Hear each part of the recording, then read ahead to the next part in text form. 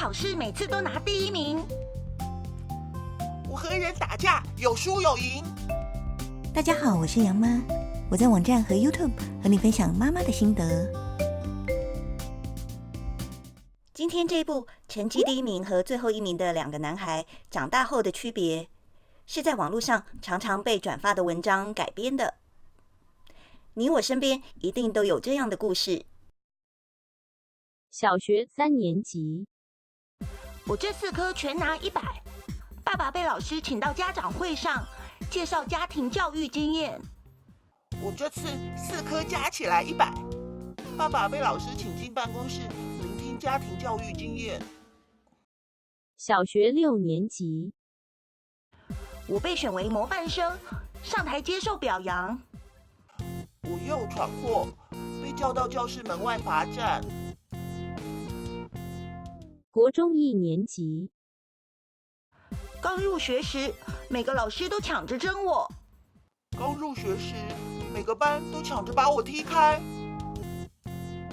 国中2年级，我爸在酒店设宴庆功，为我在中学生奥数比赛中获奖庆祝。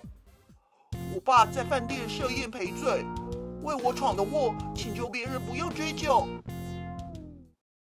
国中3年级，班上的班花给我写情书，情书还没到我手里就被班导发现没收，他还警告班花不得妨碍我考高中。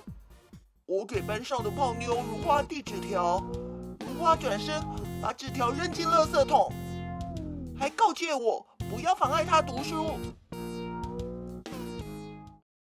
国中毕业时，国中毕业时，门口警卫指着我教育孩子，一定要像我一样好好学习，用功读书，将来才能做受尊敬的人。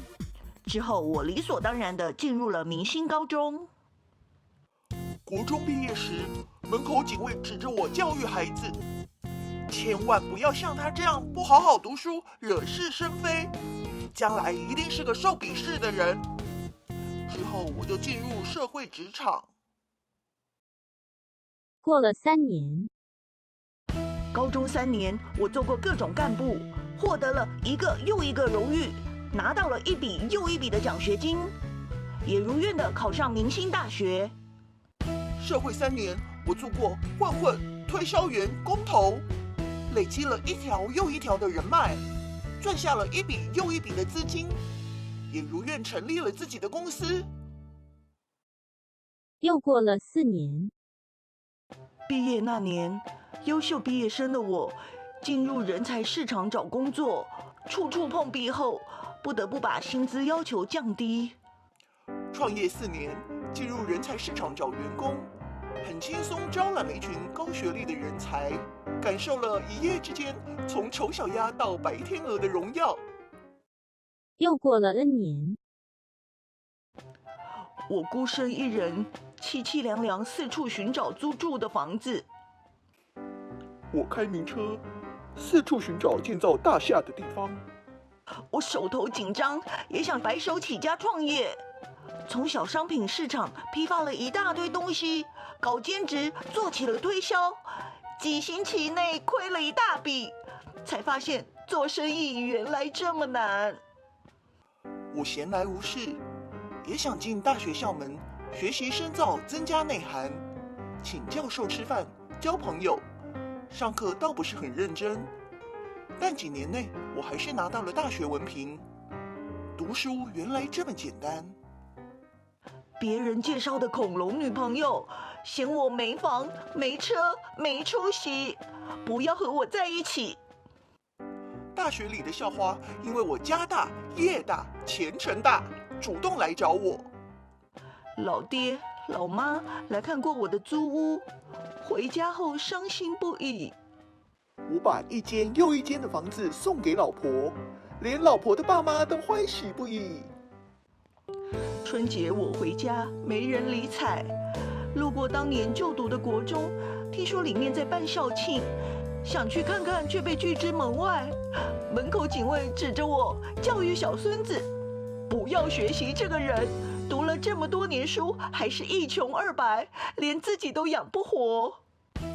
春节我回家，因为我巨额赞助当年就读的国中，校方还特地举办校庆，门口警卫指着我教育小孙子：“你要向台上这个人学习，白手起家，富甲一方，连亲戚都沾光。”这个故事虽然听起来很夸张，但我相信类似的例子一定是真实存在的。书读不好，但是成就很好的人比比皆是。我不知道我们班小学最后一名现在如何，但我知道我们班小学第一名毕业的人，长大后一点都不厉害，因为我就是那个人。我到国中真的受不了填鸭式的教育，到最后对读书非常反感，所以我后来自己选择读五专，但其实都没在念书，当时在电台打工。后来我自己对日文有兴趣，才重拾课本，半工半读完成了大学的学业。之后在竹科上班10多年，每天很忙碌上班，但心灵还是感觉很空虚。经过了一些事情，才开始思考不同的人生。其实之前洋洋小一时下课就被送去安亲班，因为当时杨妈还在竹科上班，没办法专心照顾小孩。但安亲班很严格，如果没有考高分就要被处罚。洋洋虽然成绩很好，但他却对高压教育的安亲班有阴影，连安亲班办的夏令营都不想去了。我就想起了我的过去，小朋友可能一生中比较快乐的时光就是在小学，我不想让洋洋没有快乐的童年。